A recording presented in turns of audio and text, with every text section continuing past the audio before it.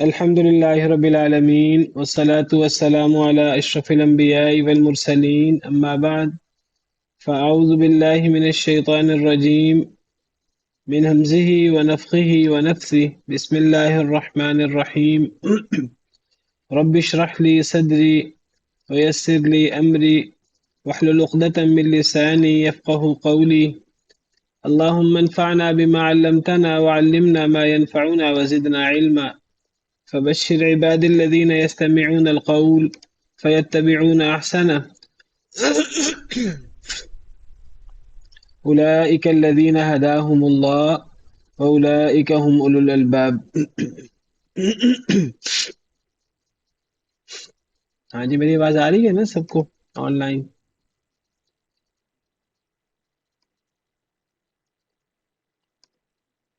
Hello جی السلام علیکم جی استاد احمد آ رہی ہے.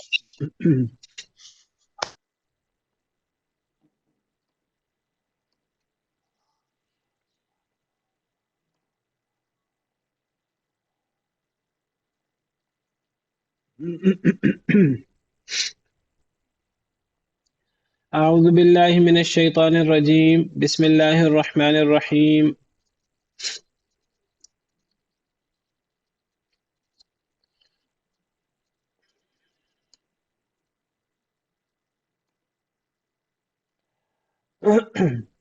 ولا تقربوا مال اليتيم إلا بالتي هي أحسن حتى يبلغ أشده وأوفوا بالعهد إن العهد كان مسؤولا. ولا تقربوا مال اليتيم، اور نہ تم قریب جاؤ یتیم کے مال کے، إلا بالتي هي أحسن مگر ساتھ اس طریقے کے جو بہت اچھا ہے، حتى يبلغ أشده حتیٰ کہ وہ پہنچ جائے اپنی پختگی کو.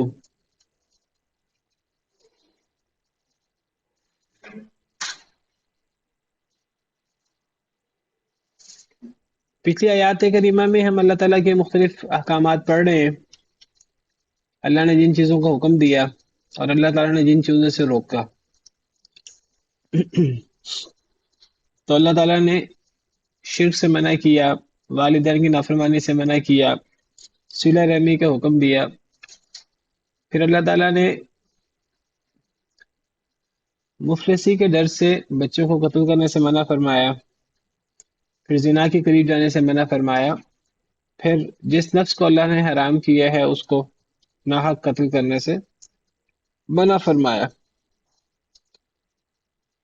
اب اللہ تعالیٰ فرما رہے ہیں وَلَا تَقْرَبُوا مَالَ الْيَتِيمِ، اور نہ تم قریب جاؤ یتیم کے مال کے. تو قتل کے بعد، زنا کے بعد یتیم کے مال کے قریب جانے سے روکا جا رہا ہے. اس سے پتہ لگتا ہے کہ یتیم کے مال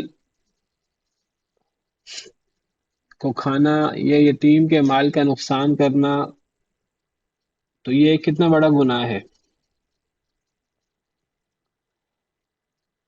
اور آیت نمبر 32 کی طرح وَلَا تَقْرَبُوا الزِّنَا، فرمایا تھا کہ زنا کے قریب نہ جاؤ. یہ نہیں فرمایا تھا زنا نہ کرو، فرمایا تھا زنا کے قریب بھی نہ جاؤ. یعنی جو جرم جتنا بڑا ہوتا ہے تو اللہ تعالیٰ صرف یعنی یہ نہیں فرماتے کہ وہ بڑا جرم نہ کرو، بلکہ اللہ تعالیٰ اس کے قریب جانے سے منع کرتے. قریب جانے سے منع کرنے کا مطلب یعنی وہ گناہ بہت بڑا گناہ ہے، چھوٹا گناہ نہیں ہے. تو وہ گناہ کرنا تو بہت دور کی بات ہے، اس کے قریب پھٹکنے سے بھی بچنا چاہیے. کہیں ایسا نہ ہو کہ انسان باقاعدہ یتیم کا مال نہ کھا رہا ہو، لیکن انسان اس کے قریب جائے اور اور وہ اس گناہ کا وہ ملزم بن جائے اور جرموار بن جائے. یعنی یتیم کے مال کے قریب بھی نہ جاؤ، یعنی وہ چیزیں جس سے یتیم کے مال میں کسی قسم کا شک و شبہ ہو سکتا ہے تو اس سے بھی حتی الامکان بچنے کی کوشش کرنی چاہیے. کیونکہ یتیم کے مال کی حرمت بہت زیادہ ہے. عام شخص کے مال کی حرمت بھی بہت زیادہ ہے، کیونکہ یہ مسئلہ حقوق العباد کا ہے۔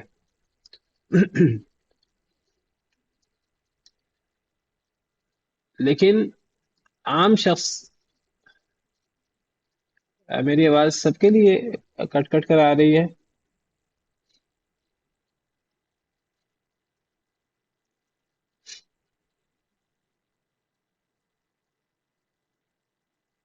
جی نہیں سر سر پہلے ٹھیک ہے کاٹ رہی تھی، جی سر پہلے کاٹ رہی تھی، اب بہتر ہے۔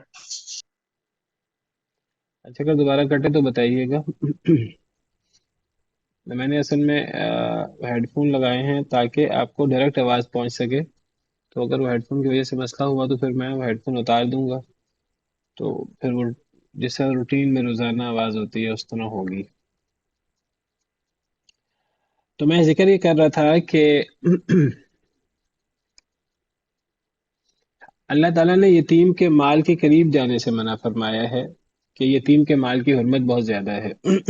اصل میں جو شخص جتنا ہمیں دیکھنے میں کمزور لگے گا کہ ہمیں کوئی پوچھنے والا نہیں ہے، تو اس کے مال، اس کی عزت، اس سے متعلقہ چیزوں کی حرمت اتنی بڑھ جائے گی۔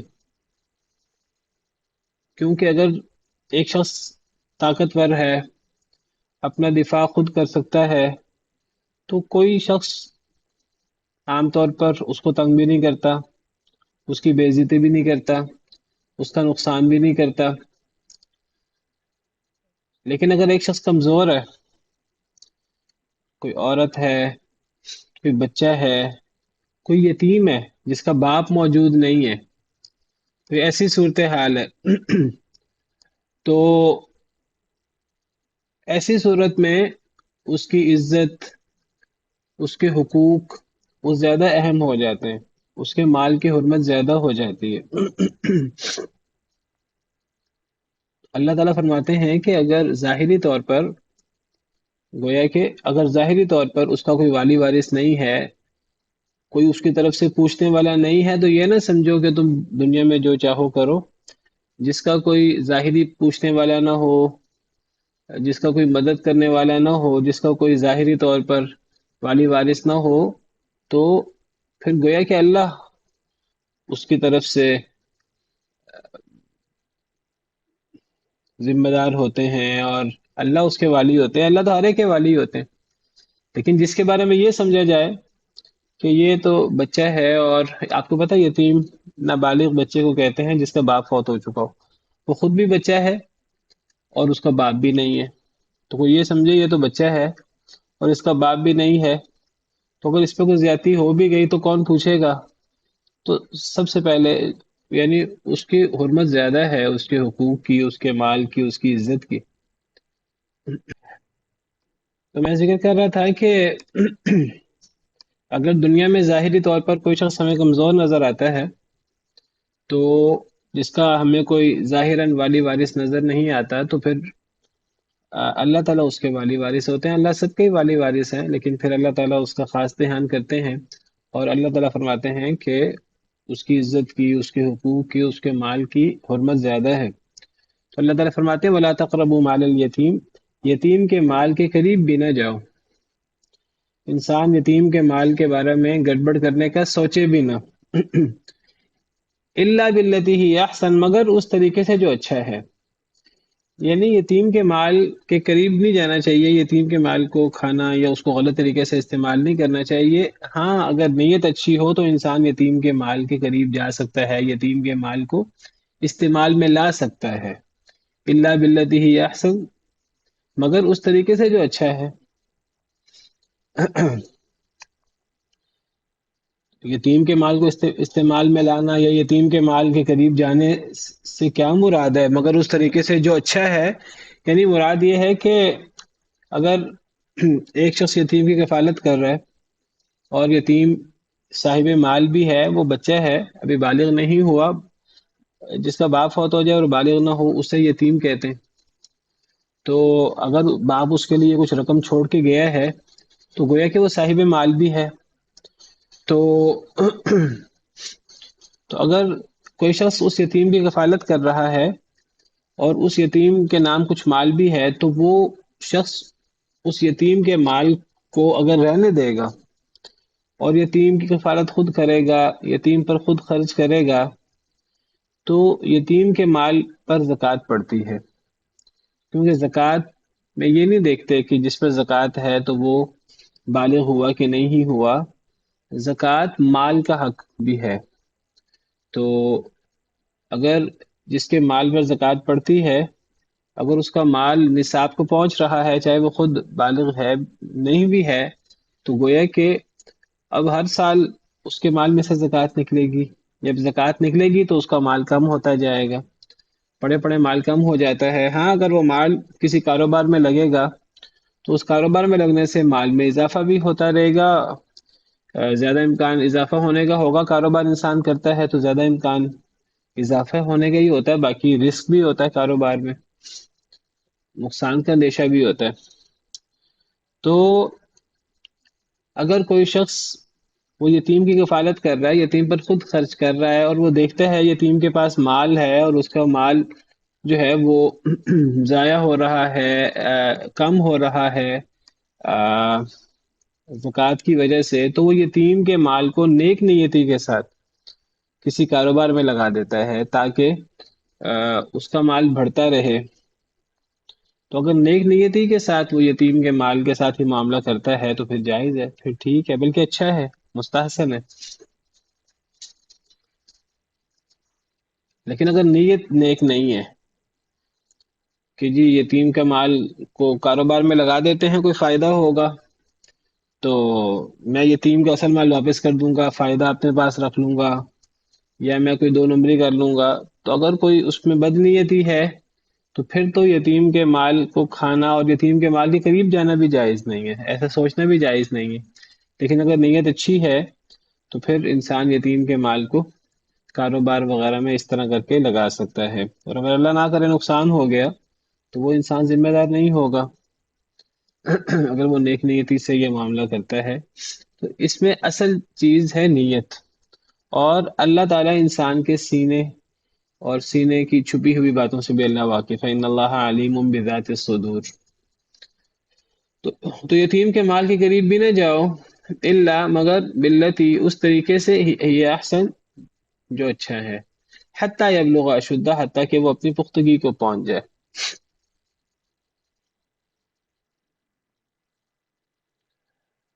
اس کے بعد فرمایا وَأَوْفُوا بِالْعَهْدِ، اور پورا کرو عہد کو، ان العہد کان مسئولا، عہد کے بارے میں سوال کیا جائے گا۔ تو اب مزید حکم ہوا کہ عہد کو پورا کرو، یعنی وعدہ توڑنے سے بچو۔ تو جو بڑے بڑے جرم ہیں تو ان جرموں کا ذکر ہو رہا ہے، تو بد عہدی سے روکا جا رہا ہے، عہد کو ہر صورت میں پورا کرنے کا حکم دیا جا رہا ہے، اور فرمایا کہ عہد کو ہلکا نہ سمجھو، عہد کے بارے میں باقاعدہ سوال ہوگا قیامت کے دن، یہ عہد کا معاملہ چھوڑ نہیں دیا جائے گا، اس کے بارے میں سوال ہوگا کہ تم نے عہد کیا تھا پھر پورا کیوں نہیں کیا۔ تو عہد کو پورا کرنا یہ ایمان کی علامت ہے، اور عہد توڑنا یہ نفاق کی علامت ہے۔ نبی کریم صلی اللہ علیہ وسلم نے فرمایا، بعض احادیث میں منافق کی 3 نشانیوں کا ذکر ہے، بعض میں منافق کی 4 نشانیوں کا ذکر ہے۔ آپ نے فرمایا کہ جس میں 3 نشانیاں، یہ 4 نشانیاں ہیں، وہ پکا منافق ہے، اور جن میں ان میں سے ایک نشانی ہے تو اس میں منافقت کی ایک خصلت ہے، ایک نشانی ہے، اور ان 3 یا 4 چیزوں میں نبی کریم صلی اللہ علیہ وسلم نے وعدہ خلافی کا ذکر کیا ہے، اذا وعد اخلف، کہ جب وہ منافق وعدہ کرتا ہے تو وہ وعدہ اس کا دھیان نہیں رکھتا، اس کا پاس نہیں رکھتا، وہ بے دھیانی میں اسے توڑ دیتا ہے، زیادہ پرواہ نہیں کرتا۔ لیکن ایک مومن وہ وعدے کی پاسداری کرتا ہے، اسی لیے اللہ تعالیٰ نے جہاں مومنین کی صفات بیان کی ہیں تو وہاں اللہ تعالیٰ نے امانت کی پاسداری کرنا، عہد کی پاسداری کرنا، یہ مومن کی خاص علامتیں بیان فرمائی ہیں۔ سورہ مؤمنون کے شروع میں 18ویں پارے کے شروع میں اللہ تعالیٰ مومنین کی صفات بیان فرماتے ہیں، تو وہاں اللہ تعالیٰ فرماتے ہیں والذین هم لأماناتهم وعہدهم راعون۔ سورہ مؤمنون آیت نمبر 8۔ تو مومن کامیاب ہو گئے، کون مومن؟ ان مومنین کی صفات میں یہ ہے کہ وہ مومن جو اپنی امانتوں اور اپنے عہد کی رعایت رکھتے ہیں، تو امانت اور عہد کی رعایت رکھنا یہ ایمان کی علامت ہے. تو گویا کہ امانت میں خیانت کرنا، عہد کی بدعہدی کرنا، یہ بھی بے ایمانی کی علامت ہے، یہ منافقت کی علامت ہے. اور ہم نے پیچھے یہ تو ہم سورہ الاسراء یا سورہ بنی اسرائیل پڑھ رہے ہیں، پیچھے ہم نے پورا ایک رکوع تقریباً بدعہدی کے بارے میں پڑھا تھا. سورہ نحل کا 14ویں پارے کا چوتھا پاؤ شروع ہوتا ہے، وہاں تقریباً پورا ایک رکوع بدعہدی کے بارے میں. تو اس سے پتہ لگتا ہے کہ بدعہدی کتنا بڑا جرم ہے. بعض لوگ بدعہدی کو کوئی زیادہ بڑا جرم نہیں سمجھتے. وہ کہتے ہیں، ہمارے ایک سیاستدان ہے، انہوں نے وعدہ کیا توڑ دیا، تو کسی نے کہا آپ نے وعدہ کیا تھا، تو کہنے لگے وہ کون سا قرآن و حدیث ہوتا ہے. تو عہد قرآن و حدیث ہی ہے، اور کیا ہے، قرآن و حدیث نے بار بار عہد کی پاسداری کی بات کی ہے. تو سورہ نحل میں ہم نے پڑھا تھا، اللہ تعالیٰ فرماتے ہیں وَأَوْفُوا بِعَهْدِ اللَّهِ إِذَا عَاهَدتُّمْ، جب بھی تم اللہ عہد کرو تو اللہ کے عہد کو پورا کیا کرو، عہد پورا ہونے کے بعد نہ توڑا کرو. تم عہد کو کیسے توڑ سکتے ہو حالانکہ تم نے اللہ کو گواہ بنایا ہے. عہد پر عام طور پر قسم اٹھائی جاتی ہے، اللہ کا نام لیا جاتا ہے، ہم جو معاہدہ کر رہے ہیں اللہ اس پر گواہ ہے، اس قسم کے الفاظ بولے جاتے ہیں. اور پھر اللہ تعالیٰ نے مثال دی تھی کہ عہد پختہ کرنے کے بعد عہد کو توڑ دینا ایسے ہے جیسے کوئی عورت سود کاٹے بڑی محنت کر کے، اور پھر بعد میں اسے ٹکڑے ٹکڑے کر دے.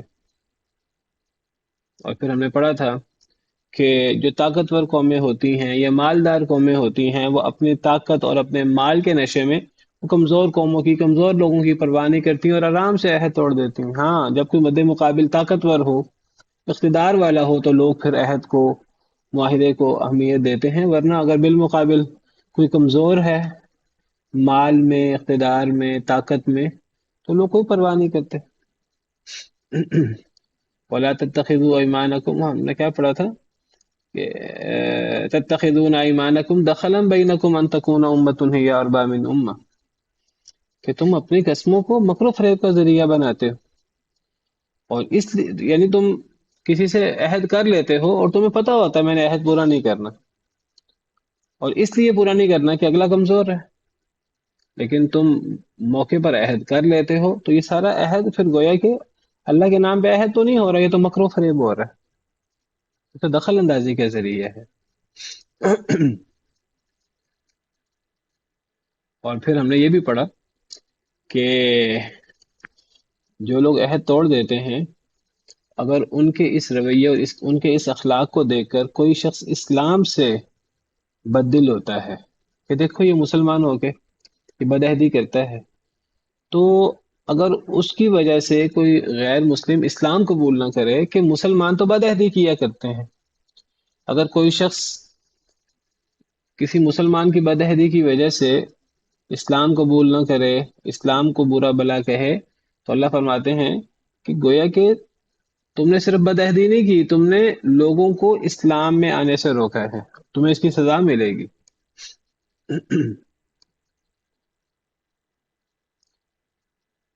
وَلَا تَتَّخِذُوا أَيْمَانَكُمْ دَخَلًا بَيْنَكُمْ فَتَزِلَّ قَدَمٌ بَعْدَ ثُبُوتِهَا، اگر تم قسم توڑو گے، اپنی قسموں کو مکر و فریب کا ذریعہ بناؤ گے تو ایک قوم کے قدم ثابت ہونے کے بعد پھسل جائیں گے. وَتَذُوقُوا السُّوءَ بِمَا صَدَدتُّمْ عَنْ سَبِيلِ اللَّهِ، تم نے اب یہ تمہاری بدعہدی کرنا ہے، لوگوں کو اللہ کے راستے سے، اللہ کے دین سے روکنا ہے. تو اگر تم یہ کام کرو گے تو گویا کہ تم اللہ کے راستے سے روکنے والے بنو گے اور تم اس کی سزا پاؤ گے اللہ کے ہاں. اور پھر ہم نے پڑھا کہ یہ بدعہدی توڑی جاتی ہے تھوڑے دنیاوی مفاد کے پیچھے پڑ کر. تو دنیا کا جتنا بھی مفاد ہو وہ بہت تھوڑا ہوتا ہے، اصل تو مفاد آخرت کا ہوتا ہے. تو بہرحال سورہ نحل میں تفصیل سے اللہ نے بدعہدی کے بارے میں بات کی ہے اور اس پہ بار بار اس میں زور دیا.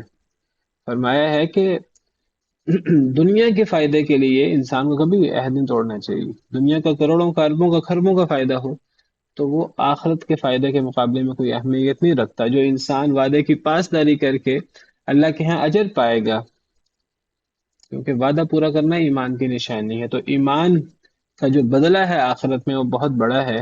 تو اگر ایک انسان دنیا میں وعدہ توڑنے کی وجہ سے بہت زیادہ کما بھی لے دنیاوی فائدہ بھی حاصل کر لے تو وہ بہت تھوڑا فائدہ ہے. ما عندکم ینفد وما عند اللہ باق.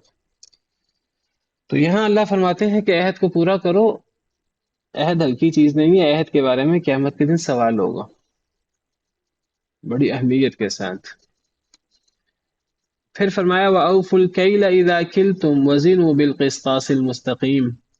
اور پورا کرو ماپ کو جب بھی تم ماپ کرو.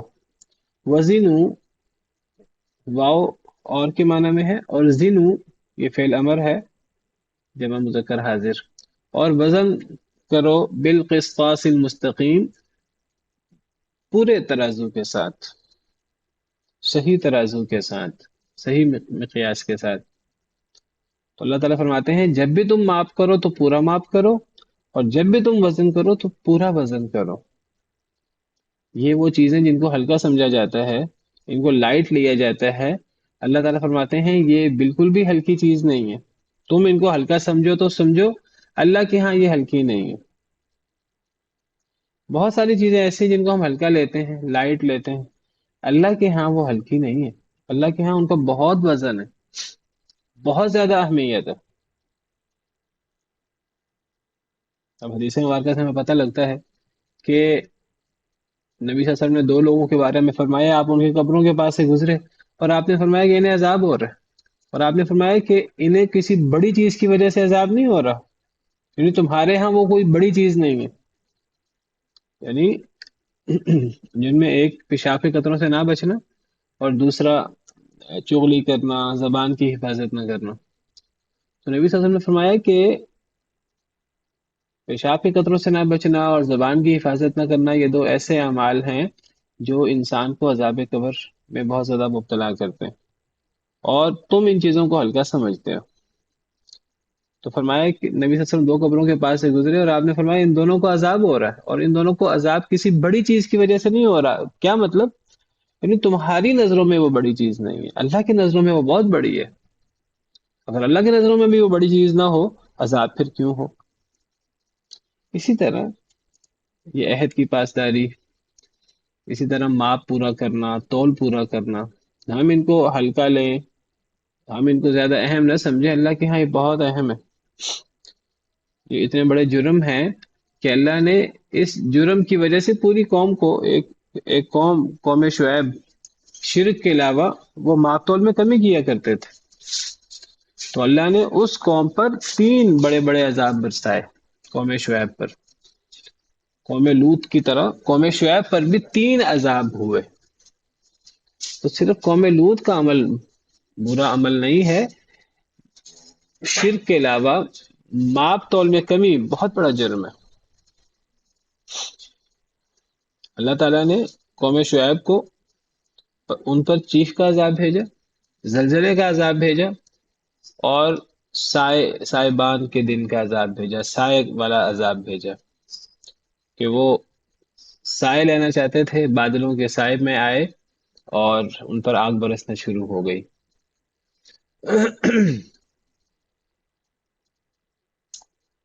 تو یہ ہلکا جرم نہیں ہے. ماپ تول میں کمی کرنا. ماپ میں اور تول میں فرق کیا ہے؟ کیل میں اور وزن میں. کیل کہتے ہیں یعنی ماپ، یعنی کسی سانچے کے ذریعے کسی چیز کی پیمائش کرنا، جس میں وزن تول کے ذریعے پیمائش نہ ہو، وزن کے علاوہ کسی اور سانچے کے ذریعے پیمائش ہو، اس کو کیل کہتے ہیں عربی زبان میں. ہم اس کو اردو میں ماپ کہتے ہیں. ناپ یا ماپ دونوں چلتے ہیں. مثلا کپڑا ہے تو کپڑے کو تول کر نہیں خریدا جاتا، کپڑے کو ماپ کر لیا جاتا ہے. اس کا ایک سانچہ ہے، گز یا میٹر. یہ نہیں ہم کہتے کہ اتنے کلو، بلکہ وہ اتنے میٹر ہوتا ہے. اسی طرح گیس وغیرہ، پیٹرول وغیرہ، دودھ، لیکوڈ چیزیں، تو انہیں ایک مخصوص برتن ہوتا ہے یا ایک مخصوص سانچہ ہوتا ہے. تو لیٹر، تو یہ ماپ ہے. تو پورا کرو ماپ کو جب بھی تم ماپ کرو، وزن ہو اور وزن کرو بالقسطاس المستقیم، سیدھے ترازو کے ساتھ.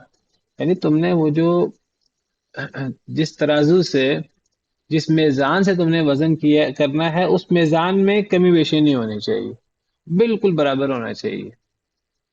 اگر ایک انسان نے اس کے اندر کوئی ایسی کمی بیشی رکھ لی ہے کہ دوسرا بندہ جلدی میں اس کو پہچان نہیں سکتا، تو تم نے کوئی بڑی عقل مندی نہیں کی، تم نے ایسا اپنے پاؤں پہ کلہاڑا مارا ہے، اپنے آپ کو نقصان پہنچایا، اپنا نقصان کیا ہے، دوسرے کا نقصان نہیں کیا. دوسرے کا نقصان ہوا ہے لیکن بہت تھوڑا نقصان ہے دنیا کا. اصل تو قیامت کے دن وہ تمہارے اوپر کلیم کرے گا اور تمہیں قیامت کے دن نیکیاں دینی پڑیں گی.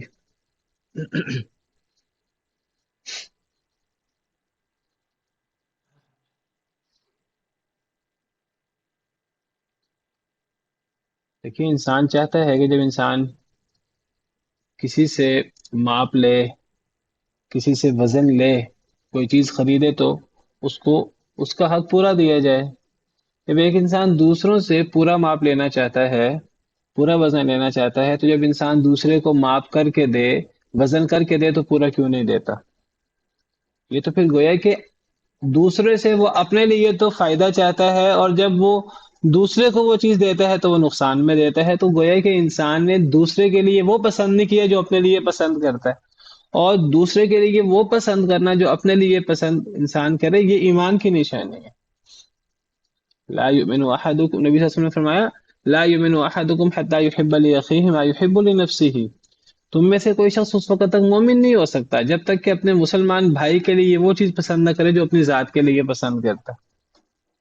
تو اگر ایک شخص وہ دوسروں سے چاہتا ہے کہ مجھے ماپ پورا ملے، مجھے تول پورا ملے، بلکہ تھوڑا سا زیادہ ہی دے دے دکاندار، تو پھر ایک انسان خود یہ کام کیوں نہیں کرتا؟ اگر یہ کام نہیں کرتا پھر ایمان نہیں ہے. یہ بات ایمان کے منافی ہے، چھوٹی بات نہیں ہے، بہت بڑی بات. اسی لیے اللہ تعالیٰ سورہ مطففین میں فرماتے ہیں ویل للمطففین، کمی کرنے والوں کے لیے یہ ہلاکت ہے، ویل ہلاکت ہے، تباہی ہے. بعض علماء کہتے ہیں جہنم کی خطرناک ترین وادی ہے.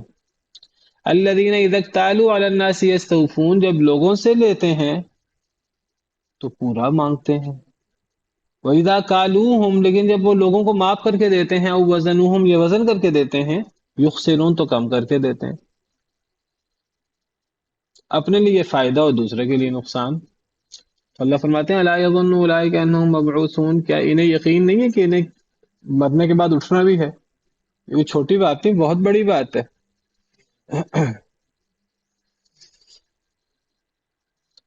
تو کیا انہیں یقین نہیں ہے کہ یہ مرنے کے بعد دوبارہ اٹھیں گے؟ لیوم عظیم، ایک بہت بڑے دن میں، یوم یقوم الناس لرب العالمین، جس دن لوگ رب العالمین کے سامنے کھڑے ہوں گے. وہاں تو اللہ رب العالمین کو حساب دینا ہوگا، والعیاذ باللہ. تو فرمایا کہ پورا کرو ماپ کو جب بھی تم ماپ کرو، کسی کو ماپ کر کے دو، وزن اور وزن کرو صحیح ترازو کے ساتھ. ہمارے ہاں وہ پیٹرول وغیرہ، پیٹرول پمپ وغیرہ میں ایسی جگہوں پر لوگوں نے اس کے اندر کمی کوتاہی کی ہوتی ہے.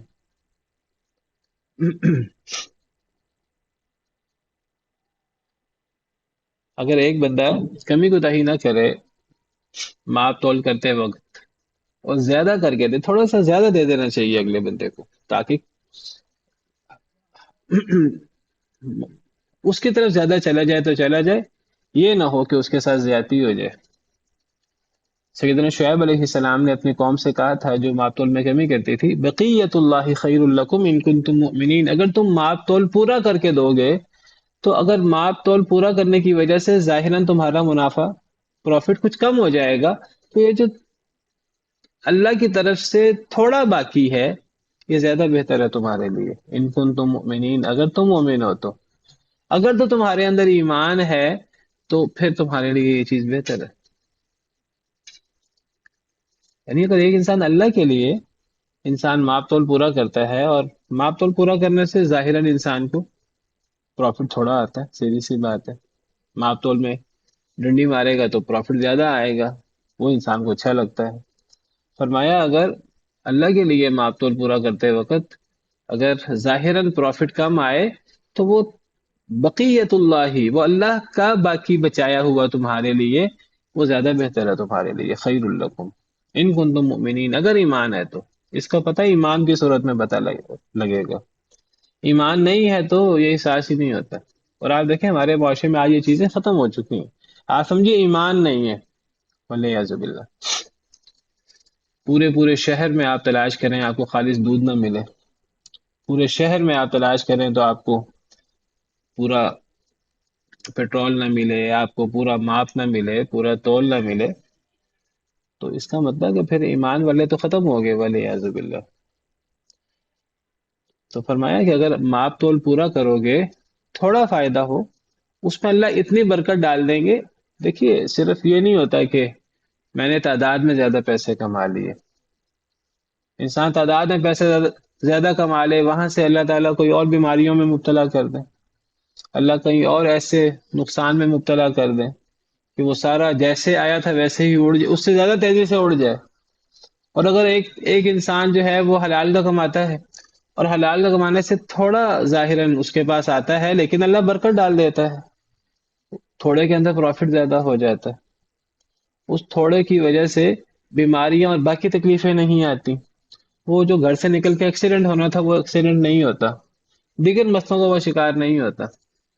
تو یہ باقی سب چیزیں بھی تو اللہ کی طرف سے ہیں، ہم وہ باقی سب چیزیں چھوڑ کر وہ تھوڑا سا فائدہ جو زیادہ آتا ہے ساری توجہ ہماری اس طرف ہوتی ہے، اللہ کو ناراض کر کے تھوڑا سا فائدہ زیادہ لے لیتے ہیں اور ہم سمجھتے ہیں ہم نے بڑا تیر مار لیا۔ تو اللہ فرماتے ہیں کہ اگر تم ماپ تول کو پورا کرو، ذالک خیر، یہ زیادہ بہتر ہے تمہارے لیے، وہ احسن، اور زیادہ اچھا ہے تأویلا، انجام کے اعتبار سے۔ اس کا دنیاوی انجام بھی بہت اچھا ہے، اخروی انجام تو اچھا ہے ہی ہے، دنیا کا انجام بہت اچھا ہے۔ آپ ذرا غور کریں، اگر ایک شخص کے بارے میں یہ مشہور ہو جائے کہ یہ ماپ تول میں ڈنڈی نہیں مارتا، اس کا کاروبار چمک اٹھے گا۔ یعنی آج آپ مسلمان چھوڑیے، آج غیر مسلم یہودی وہ اپنے کاروباری دھاک بٹھانے کے لیے، اعتماد بٹھانے کے لیے ماپ تول میں کمی نہیں کرتے۔ ان کے سامنے کون سا اخروی فائدہ ہے؟ ان کے سامنے اخروی فائدہ نہیں ہے، دنیا کا فائدہ ہے۔ ماپ تول پورا کرنے سے اگر ایک انسان کے بارے میں یہ مشہور ہو جائے کہ یہ ایماندار ہے، کوئی اس کو دیکھے نہ دیکھے، کوئی باریک بینی سے جائزہ لے نہ لے، اس نے پورا دینا ہے، اس نے کمی نہیں کرنی، تو لوگ اندھا دھند اس کے پاس آئیں گے۔ اگر ایک شخص کے بارے میں لوگوں کو یقین ہو جائے کہ یہ بے انصافی نہیں کرتا، لوگ اس سے چیز قیمتی لے لیتے ہیں، زیادہ قیمت کی لے لیتے ہیں، لیکن لوگ اسی سے لیتے ہیں۔ انسان کی سب سے بڑی قیمت یہ نہیں وہ کتنا مالدار ہے، کتنا کماتا ہے، انسان کی اصل قیمت تو وہ کتنا ایماندار ہے، اس کی ہے اصل اہمیت تو امانت کی ہے، اعتماد کی۔ تو اللہ فرماتے ہیں کہ ماپ تول پورا کرنا یہ زیادہ بہتر ہے اور زیادہ اچھا ہے انجام کے اعتبار سے، جو دنیا کا انجام ہو یا آخرت کا انجام۔ پھر فرمایا وَلَا تَقْفُ مَا لَيْسَ لَكَ بِهِ عِلْم، وہ چیزیں جن کو ہم بڑا ہلکا لیتے ہیں، ان میں سے ایک چیز اور نہ پیچھے لگ اس کے جس کا تجھے علم ہی نہیں ہے۔ لا علمی میں الزام لگاتے رہنا دوسرے پر، لا علمی میں دعوے کرتے رہنا، اللہ پر جھوٹ بولتے رہنا، رسول پر جھوٹ بولتے رہنا، دین میں غلط سے چیزیں شامل کرتے رہنا۔ تو فرمایا ولا تقف، اور نہ تو پیچھا کر، تقف یہ فعل نہیں ہے اور یہ قفا سے ہے، قفا گدی کو کہتے ہیں، پچھلے حصے کو۔ تو کسی چیز کے پیچھے نہ لگ، کسی چیز کا پیچھا نہ کر، کس چیز کا؟ ما لیس لک بہ علم، جس کا نہیں ہے تجھے علم، تجھے ایک چیز کا علم نہیں ہے، اس کا پیچھا نہ کر، اس کا دعویٰ نہ کر، اس کو پھیلا نہ دے۔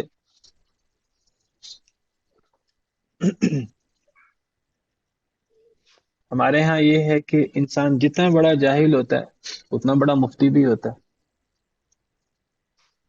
جتنا کتاب و سنت سے نابلد ہوتا ہے اتنے بڑے بڑے دعوے کرنے والا ہوتا ہے، اتنے زیادہ یقین سے بات کرنے والا ہوتا ہے۔ ایک اللہ سے ڈرنے والا ہے، ایک بڑا عالم ہے، آپ اس سے مسئلہ پوچھیں گے، وہ جان چھڑانے کی کوشش کرے گا کسی طریقے سے میں جواب دینے سے بچ جاؤں۔ صحابہ کرام کے بارے میں آتا ہے، لوگ صحابہ کرام سے سوال کرتے تھے تو صحابہ کرام ایسے ہو جاتے جیسے سنا ہی نہیں ہے سوال،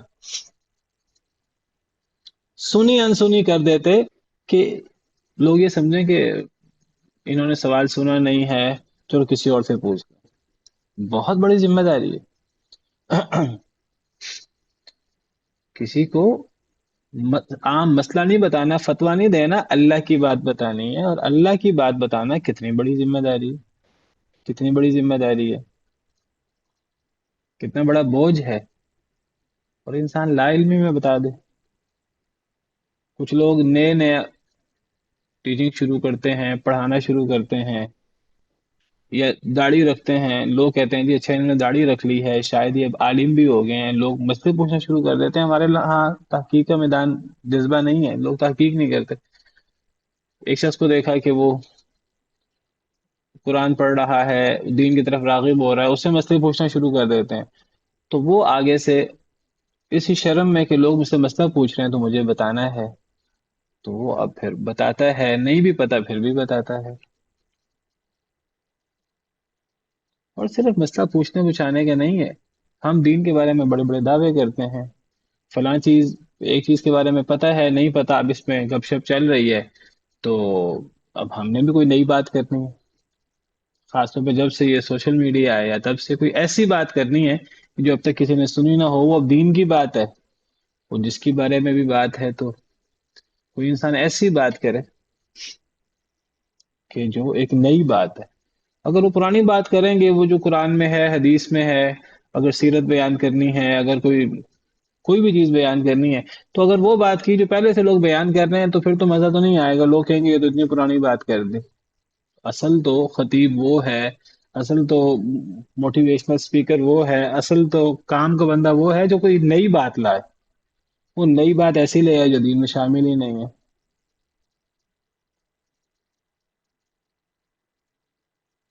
یہ شرک کے برابر جرم ہے، اللہ معاف کرے۔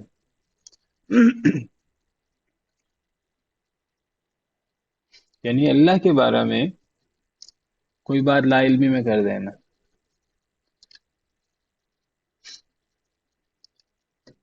کسی عام انسان کے بارے میں جھوٹ بولنا ہو، کسی عام انسان کے بارے میں جھوٹا الزام ہو، کسی شخص کے بارے میں، یہ تو بہت بڑا جرم ہے، عام انسان کے بارے میں۔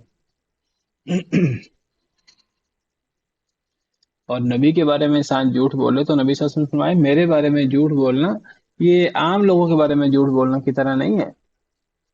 من کذب علی متعمدا فلیتبوأ مقعدہ من النار، جو جان بوجھ کے میرے بارے میں جھوٹ بولے گا، اسے نہیں پتا، اور میرا نام لے کے بات کرے گا، تو اپنا ٹھکانہ آگ بنا لے۔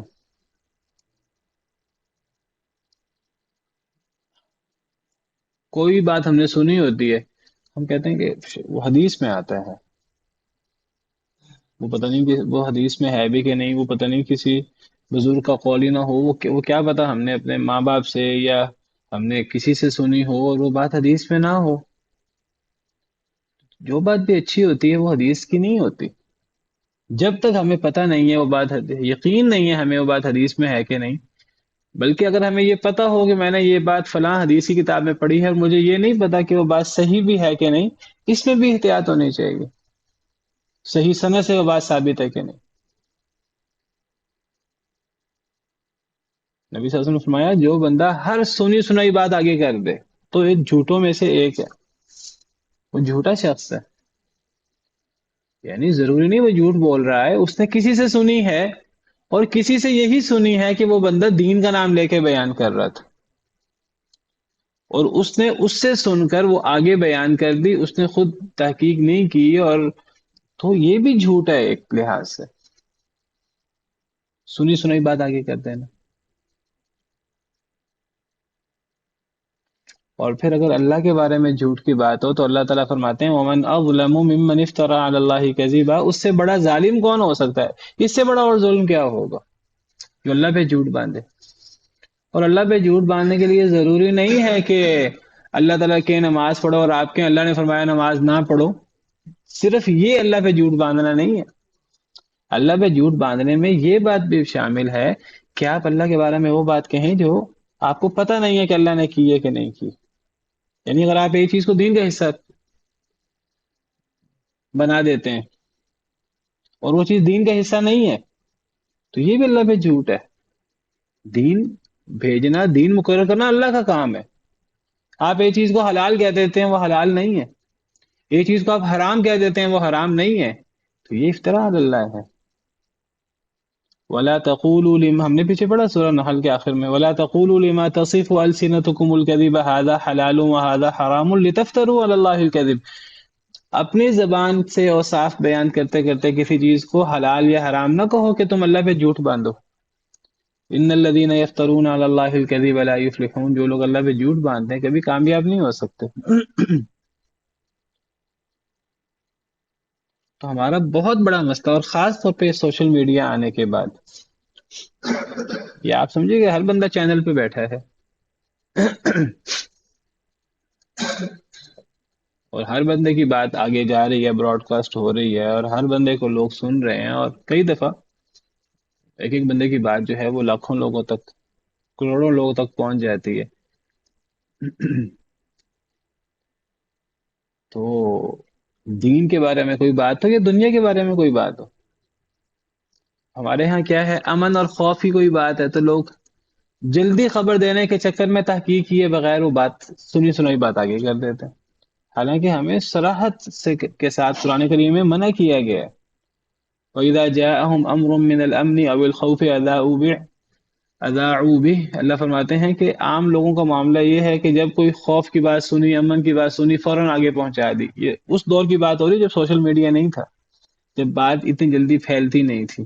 آج تو سوشل میڈیا ہے تو لوگوں کی صورتحال یہ ہے کہ کوئی خوف کی بات سنی، کوئی امن کی بات سنی، کوئی اچھی کوئی بری بات سنی، فوراً آگے پھیلا دی.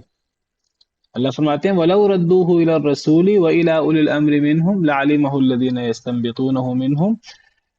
پہلی بات تو یہ کہ وہ بات کس حد تک سچی ہے.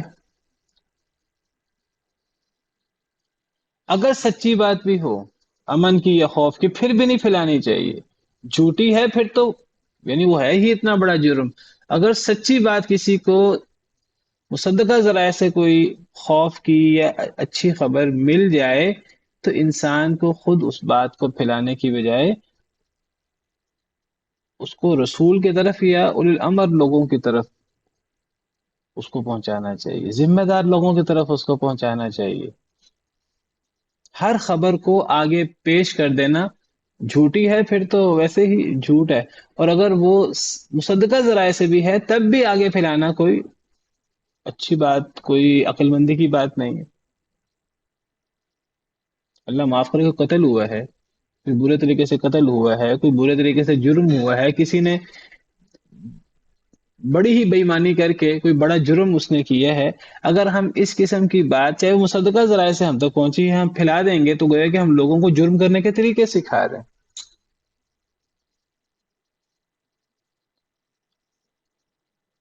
کوئی نئے طریقے سے کوئی قتل ہوا ہے، کوئی نئی سازش، تو ہم کیا کر رہے ہیں، ہم گویا کہ لوگوں کو ان طریقوں کی ٹریننگ دے رہے ہیں، ہم احساس ہی نہیں کر رہے.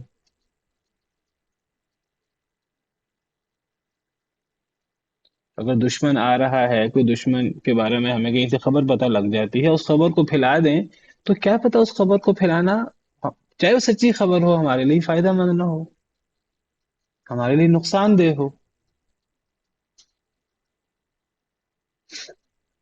تو فرمایا کہ وَلَوْ رَدُّوهُ إِلَى الرَّسُولِ وَإِلَى أُولِي الْأَمْرِ مِنْهُمْ لَعَلِمَهُ الَّذِينَ يَسْتَنبِطُونَهُ مِنْهُمْ. کوئی بھی امن کی خبر ہو، کوئی بھی جو ہے خوف کی خبر ہو، چاہے سچی خبر کیوں نہ ہو، اس کو رسول یا اولی الامر جو ذمہ دار لوگ ہیں ان تک پہنچانا چاہیے تاکہ جو لوگ استنباط کرنے والے ہیں وہ جان لیں. اب وہ فیصلہ کریں گے کہ اس خبر کو نشر کرنا ہے کہ نہیں کرنا. پھر اللہ فرماتے ہیں وَلَوْلَا فَضْلُ اللَّهِ عَلَيْكُمْ وَرَحْمَتُهُ لَاتَّبَعْتُمُ الشَّيْطَانَ إِلَّا قَلِيلًا. یہ تو اللہ کا فضل، اللہ کی رحمت ہے کہ اللہ نے تمہیں روک دیا یہ امن اور خوف کی بات کو آگے پھیلانے سے. اگر اللہ تمہیں نہ روکتے، اگر تم پہ اللہ کا فضل نہ ہوتا تو تم شیطان کے پیچھے لگ جاتے. اللہ نے روک دیا ہے، ہم پھر بھی نہیں رکتے، ہم پھر شیطان کے پیچھے لگتے ہیں. اللہ تو احسان جتلا رہے ہیں کہ دیکھو اللہ نے تمہیں کتنی اچھی بات بتائی، اللہ نے تمہیں شیطان کی پیروی کرنے سے روک دیا، اللہ نے تم پہ فضل کر دیا، ہم پھر بھی پھیلا رہے ہیں. سچی بات تو ہے کہ نہیں، قطع نظر اسے کہ سچی ہے جھوٹی ہے، ہم پھیلا رہے ہیں. سچی ہو پھر بھی پھیلانے سے ہمیں بچنا ہے. تو یہاں تو جھوٹی باتیں پھیلائی جا رہی ہیں، ولیعذ باللہ. تو ذرا غور کیجئے، پیچھے بھی آپ نے انداز پڑھا ہے، اور یہ پڑھیں اور پھر آگے اللہ تعالیٰ کا تبصرہ پڑھیے. وَلَا تَقْفُ مَا لَيْسَ لَكَ بِهِ عِلْم، اور نہ پیچھے لگیے کہ جس کا آپ کو علم نہیں. إِنَّ السَّمْعَ وَالْبَصَرَ وَالْفُؤَادَ كُلُّ أُولَئِكَ كَانَ عَنْهُ مسئولا. بے شک کان ہو یا آنکھ ہو یا دل ہو، ہر یہ چیزیں ہے اس کے بارے میں سوال کیا جانے والا. اصل میں یہ جو چیزیں پھیلائی جاتی ہیں اور لا علمی میں بات کی جاتی ہے، تو یہ جو خبر ملنے کے اور آگے پھیلانے کے ذرائع ہیں، ان میں سننا، دیکھنا، دل جو ہے وہ کیلکولیشن کرتا ہے، جمع تفریق کرتا ہے، سوچ و بچار کرتا ہے. تو جو حواس استعمال ہو رہے ہیں، اللہ فرماتے ہیں ایک ایک چیز کے بارے میں سوال ہوگا.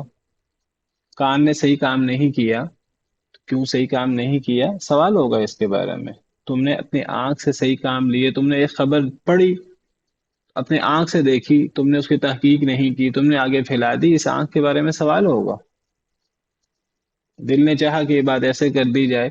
تو کان کے بارے میں، آنکھ کے بارے میں، دل کے بارے میں، ہر عضو جو اس میں ملوث ہو رہا ہے، ہر ایک سے قیامت کے دن، ہر ایک کے بارے میں، ہر عضو کے بارے میں قیامت کے دن سوال ہوگا. وَلَا تَمْشِ فِي الْأَرْضِ مَرَحًا، اور نہ تو چل زمین میں اکڑ کر. تو زمین میں اکڑ کر چلنا یہ بھی بہت بڑا جرم ہے، اور یہ بھی ہلکا جرم نہیں ہے. اصل میں جب انسان اکڑ کر چلتا ہے، گویا کہ وہ دوسرے کو کمتر سمجھ رہا ہے، دوسرے کو حقیر سمجھ رہا ہے.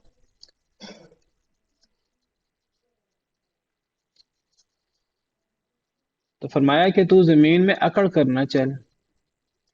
انک لن تخرق الارض، بے شک تو اے انسان، لن تخرق الارض، نہ تو ہرگز نہیں پھاڑ سکتا زمین کو. ولن تبلغ الجبال طولا، اور ہرگز نہیں تو پہنچ سکتا پہاڑوں کو اونچائی میں، طول بلندی میں. یعنی تو جتنا بھی اپنے گردن اکڑا کے چل لے، پہاڑوں کے برابر تو نہیں ہو سکتا. تو جتنا بھی زور سے قدم مار کے چل لے، تیرے قدم مارنے سے زمین تو پھٹ نہیں جائے گی. مطلب ہے تو کمزور ہے، تو اپنی کمزوری کا دھیان کر اور اکڑ کر نہ چل. یہ کس کے سامنے اکڑ رہا ہے؟ اللہ کے سامنے اکڑ رہا ہے، جو اللہ بہت طاقتور ہے. تو نہ تو زمین کو پھاڑ سکتا قدم مار کر، تو زور سے قدم مارنے کی کوئی ضرورت نہیں ہے. نہ گردن اکڑا کر چلنے سے انسان بڑا اونچا ہو جائے گا، وہ جتنا اس کا قد ہے 5.5 فٹ 6 فٹ، اس کا قد اتنا ہی رہے گا. تو یہ بھی نہیں کر سکتا. اور یہ اللہ کو اتنا غضبناک کرتا ہے انسان کا اکڑ کر چلنا، دوسروں کو حقیر سمجھنا.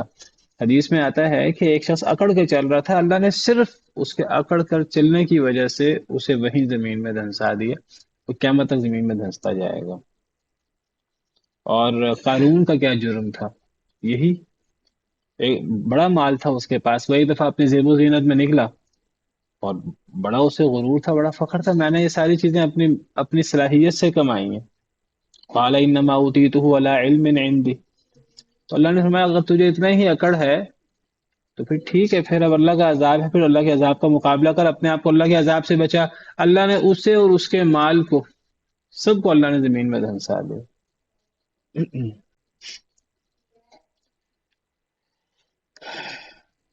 تو بہت سارے جرم بیان کیے ہیں، بہت سارے اللہ کو ناراض کرنے والی چیزیں بیان کی ہیں، اور آخر میں فرمایا کل ذالک کان سیئہ عند ربک مکروہا، ہر یہ چیز ہے اس کی برائی آپ کے رب کے نزدیک مکروہا، ناپسندیدہ. یہ جو ساری چیزیں پیچھے بیان ہوئی، تو فرمایا یہ تمام چیزیں، ان کی برائی آپ کے رب کے ہاں مکروہا، مکروہ ہے. مکروہ ہم عام طور پہ مکروہ سے مراد وہ چیز لیتے ہیں جو ناپسندیدہ ہو، یعنی ایسی چیز جو کی بھی جا سکتی ہے لیکن ناپسندیدہ ہو، جس کا جو بہت زیادہ یعنی سختی سے منع نہ ہو. کراہت کے ساتھ منع ہو. لیکن یہاں مکروہ سے مراد حرام، حرام مراد ہے. اور لفظ مکروہ آیا ہے. لفظی ترجمہ کیا ہے؟ ہر یہ چیز ہے اس کی برائی آپ کے رب کے ہاں مکروہ. مکروہ سے مراد حرام. آپ مجھے بتائیے یہ جو اکڑ کے چلنا یہ مکروہ، یعنی ہم ایک معروف معنی میں مکروہ اور حرام کہتے ہیں. تو کیا اکڑ کے چلنا مکروہ ہے کہ حرام ہے؟ سب کو پتا ہے حرام ہے. لا علمی میں کوئی بات کرنا، میں نے کہا شرک کے برابر جرم ہے. اللہ پر کے بارے میں ایسی بات کہہ دینا تو یہ مکروہ تو نہیں ہے معروف معنوں میں، یہ تو حرام ہے اور بدترین حرام ہے. ماپ تول میں کمی کرنا، پوری قوم عذاب آیا. حرام چیزیں ہیں ساری، یتیم کے مال کے قریب جانا، کسی کو قتل کرنا، زنا کے قریب جانا، اولاد کو قتل کرنا، اور پیچھے جو چیزیں ذکر ہوئی ماں باپ کی نافرمانی وغیرہ، شرک، تو یہ چیزیں مکروہ تو نہیں ہے. تو مکروہ کا ایک معنی حرام بھی، یعنی اللہ کے ہاں ناپسندیدہ. اب ناپسندیدہ حرام درجے کے معنی میں، تو یہاں مکروہ حرام کے معنی میں ہے. سبحان ربک رب العزت عما یصفون وسلام علی المرسلین الحمد للہ رب العالمین.